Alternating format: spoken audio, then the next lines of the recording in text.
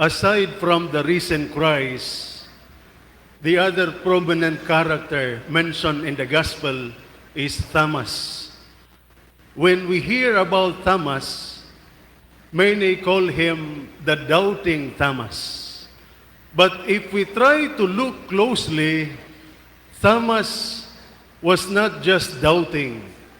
Thomas was hurt. Thomas was wounded. That Thomas did not struggle only in his mind, but he was hurt deeply in his heart. Thomas was wounded, but the wounds of Thomas were not physical.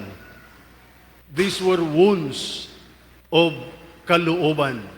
Why? Because Thomas had given everything for Jesus. He believed, he followed, he had left everything behind, but then he saw Jesus. He witnessed Jesus betrayed, beaten, mocked, and nailed to the cross. And so, imagine the pain, all that trust, all that love, now crushed and buried with Jesus in the tomb. That was why, when the disciples first gathered after the resurrection of Jesus, Thomas was not there. Thomas was absent. Not because he did not care, but because he cared so much that he was broken, disappointed, and maybe even ashamed. Maybe Thomas was asking himself, how could I believe so much and still lost him? Why didn't I do more? When was God? When everything fell apart. And so he withdrew. He distanced himself from the very community that could have helped him heal. And what did Jesus do? Did Jesus scold Thomas for not showing up? Did Jesus shame him for his doubts? No. After 1 week, when Thomas was finally back with the other disciples, Jesus came back for him. And Jesus went straight to Thomas and told him, Thomas, put your finger here. See my hands. Reach out and touch my side. Do not be unbelieving, but believe. No lectures, no judgment, just mercy, just love. Thus, in Jesus, we could see a God who understands wounded heart, wounded people. That Jesus knew that Thomas was not looking for arguments, but he was longing for healing. Thomas was not looking for explanation, but he was looking for an encounter. And it was by touching the wounds of Jesus that the wounds of Thomas were healed, that the very hands that bore the pain of crucifixion became a place where Thomas found hope again. Brothers and sisters, it is interesting to remember and to know that Thomas is also called Didymus, according to the gospel. Thomas called Didymus. Didymus is the Aramaic word for twin. Thomas was called the twin, not necessarily because he had a biological twin, but because he has so many twins among us today.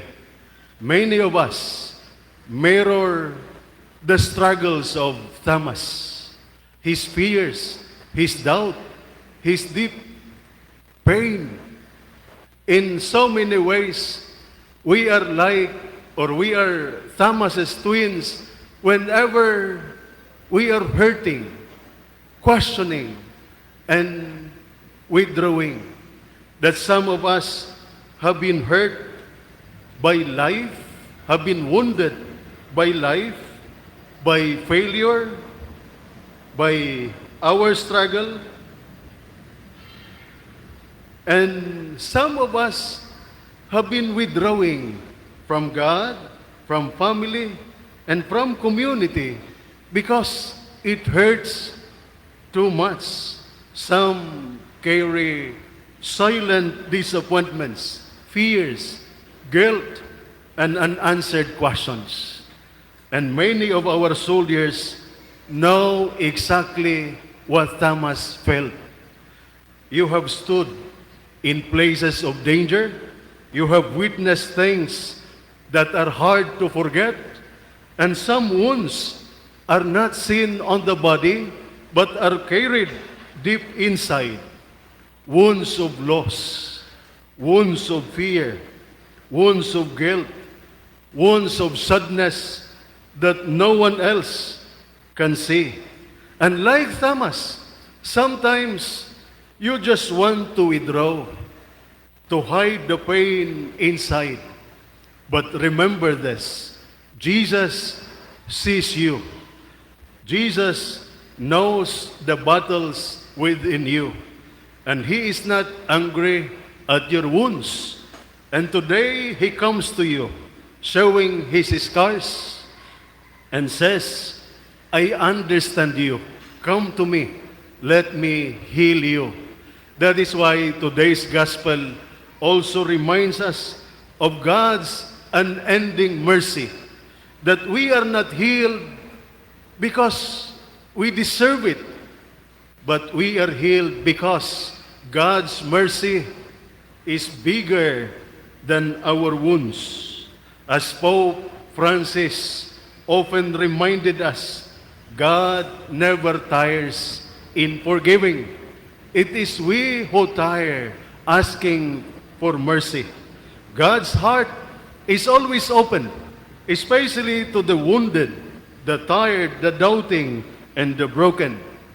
In honoring the memory and teaching of Pope Francis, we remember how he tirelessly preached that the church must be a field hospital for sinners, a place not for the perfect, but for the wounded. Pope Francis shows us that the true face of God is mercy, a God who bends down, a God who touches our wounds with compassion, a God who lifts us up with love. Like Thomas, Pope Francis believed that our encounter with the wounded Christ is what brings true healing. And today, as we reflect on Thomas's story, we carry forward the message that mercy is God's most powerful answer to human brokenness. Thomas was not healed by answers.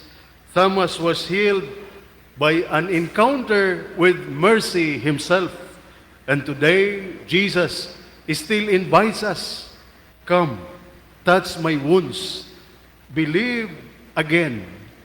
That, brothers and sisters, we are never too wounded to be welcomed back. We are never too lost to be found.